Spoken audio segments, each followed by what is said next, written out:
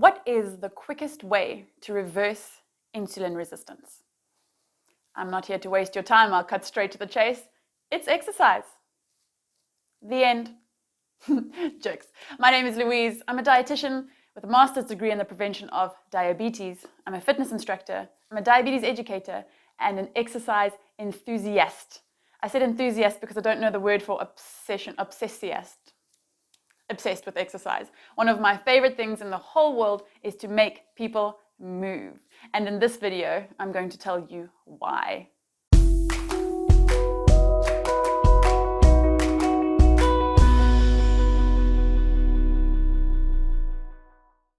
When we eat carbohydrates, they are broken down in the gut and absorbed into the bloodstream to be transported around the body. So we have glucose in the blood. When we exercise, however, the muscles actually use glycogen as energy. Glycogen is a very, very big compound, and it's a way for us to store carbohydrate in the body. So the muscles store glycogen and break that up into glucose to use as energy when we exercise. What that means is that after exercise, that glycogen needs to be replaced. And it is replaced by taking the glucose from the blood and forming new glycogen and putting that in the muscles.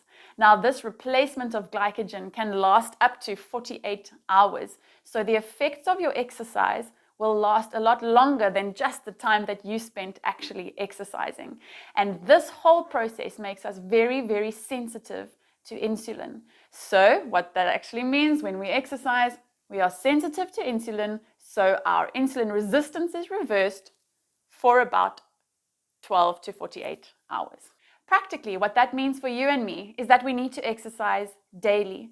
If the effects of exercise only last up to 48 hours, then we cannot sort of build up a savings and exercise for 10 hours on Monday and then nothing for the rest of the week. We do need to be doing something almost every day. And the current recommendation is to do 5 days a week of at least 30 minutes of exercise. So what type of exercise is the most effective in reducing insulin resistance? Any physical activity has the potential to increase your sensitivity to insulin. So do what you enjoy. Science does say that a combination of aerobic activity and resistance training is probably the most effective, however. So what you could do is combine some swimming, cycling, walking, which is aerobic activity, with a bit of weight training. That is the resistance training. You can use some dumbbells or machines or else your body weight. What weight training does is it depletes the glycogen in the muscles quite quickly, which really heightens our sensitivity to insulin for those few hours after the training.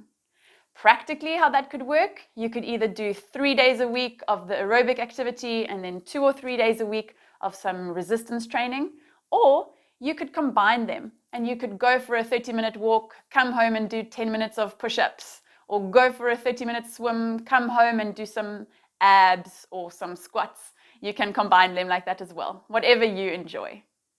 To quote Elle Woods in Legally Blonde, exercise gives you endorphins. Endorphins make you happy. Happy people just don't kill their husbands.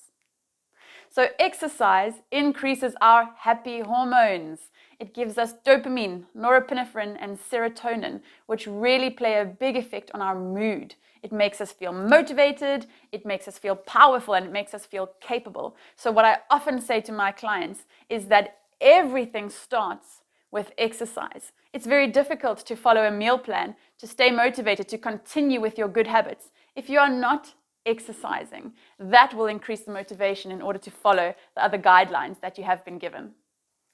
Sugar also gives us a rush of dopamine.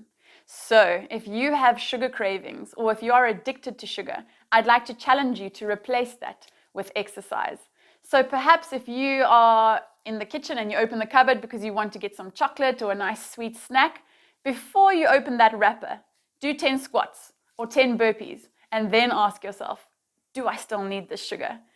I really hope that this video has encouraged you to increase the amount of exercise that you are doing. If you already are an avid exerciser, please write in the comments, tell us what you do. We'd love to learn from each other and perhaps try a new thing. Do you dance? Do you swim? Do you follow cool people on YouTube like Louise from Thrive Nutrition and Fitness, who posts new exercise videos every week? Cool. I'd love to hear from you though, and if you have any requests for specific exercise videos, I'm very happy to hear them and take them on board. Please like, subscribe, and we'll see you next time.